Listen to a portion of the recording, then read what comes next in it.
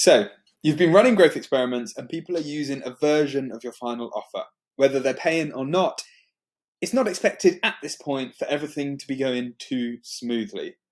Conversion rates are likely low, your funnels are probably poorly optimized, and you might not be getting the end results that you were dreaming of. Firstly, that's completely normal, so don't panic. Finding product market fit can take years, and if you think you've already found it, then this tool probably isn't for you, but for everyone else, we have a solution.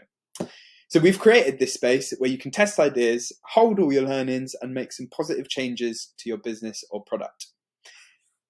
Let's jump into it, and I'll give you a quick run through of how it works, and then we'll go through an example. So this document is called Barriers to Growth, and you will have been able to click the link to get your own copy. Starting from the center here.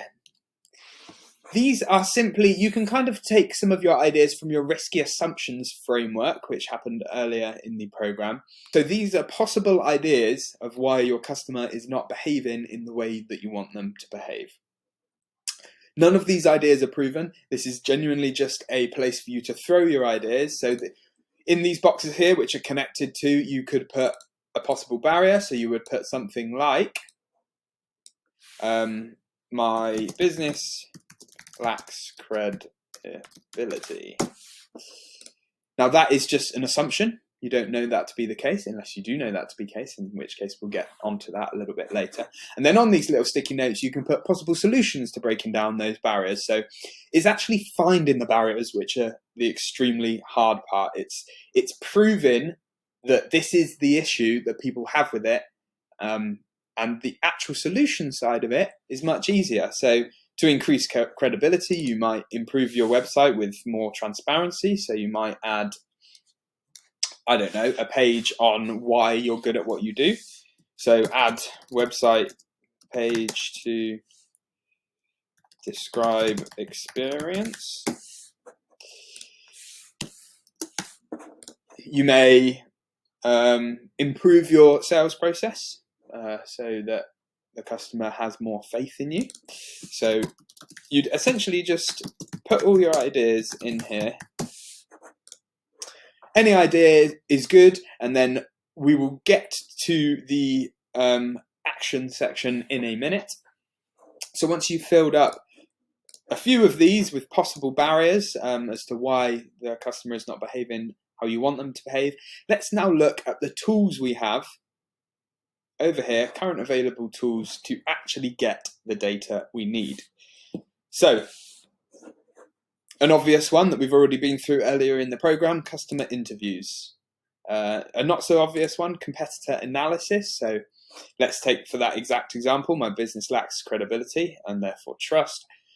Maybe our competitors have an excellent website and they've done exactly one of these solutions or a few of these solutions and it's clearly worked for them. Then you can go to competitor analysis, realize what they're doing right and what you're doing wrong, and that would kind of prove that it would prove slightly that those are an action that you should probably take. Other tools, things like social media post comments, so asking for feedback in the comments. People are usually brutally honest on social media. Something we use here at Grow, LinkedIn polls is a great one. We have LinkedIn polls 2 or so a week for the last few months where we ask very specific questions about customer behaviors, and because everybody's happy to answer honestly and just be involved in a poll, the data we get from that is extremely useful. So on this same document here, here's the headings for each one of the tools. You can change these up, you can add, take away, whichever tools you want to use. And here's just space for you to throw your findings, your ideas, your learnings, so that you don't forget them, because all of these things need tracking over time. The reason these things need tracking over time, 2 reasons. Firstly, you plan to have a team one day, I'm going to assume. That team will need to know all the information that you know, and this is the best way of showing them that.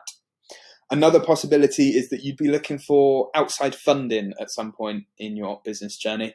Now, if you are going to investors and they say, why have you made this decision? You need to be able to give them a solid answer. And here is where you will go and find that data and give them a solid answer. There's nothing more important than conviction in your decisions. Speaking of conviction in your decisions, once you have the data from these tools below, and you have found that one of these has turned out not to be an assumption anymore, but to be proven true. So let's say my business lacks credibility. So you've had a bunch of customer interviews and they all say, we simply don't trust you enough to go with you, whereas your competitor, even though they charge 10 times more, we would like to go with them. That would suggest lack of credibility and trust. And so you look through these ideas that you've had here. Hopefully there's a bit more than two. You think, what is the smallest amount of effort to get the largest result? Just like with everything we've been doing, MVP style operation here. Let's say improve your sales process is quite difficult, but it's very important. Hopefully there's one on here that stands out to you. If there's not one on here, feel free to take 1, 2, 3 ideas.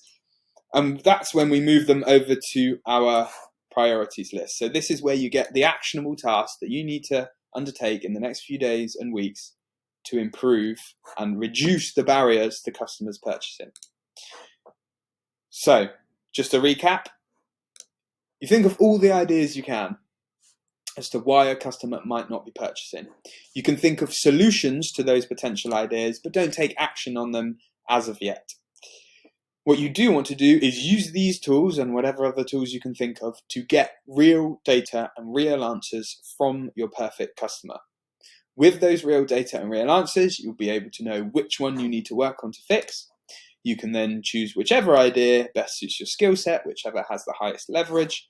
You drag it over here into priority 1, and that is suddenly on your to-do list. At the same time, you may have some inklings. You may not have the hard data for everything yet. And if you're still on the hunt for the hard data, but you just don't have it and you've got some free time, feel free to take another idea from another thing and put it into priority 2 and work on that as a non-urgent subject. Over time, you will put ideas through here and these will get proven more and more, and you will remove them from this sheet, hopefully, if you take it all the way to 100%, if possible. But these will all individually build up, and you may add new ones, replace these ones, but over time, you will reduce the barriers to customers purchasing, and therefore, the rest of your business will become easier.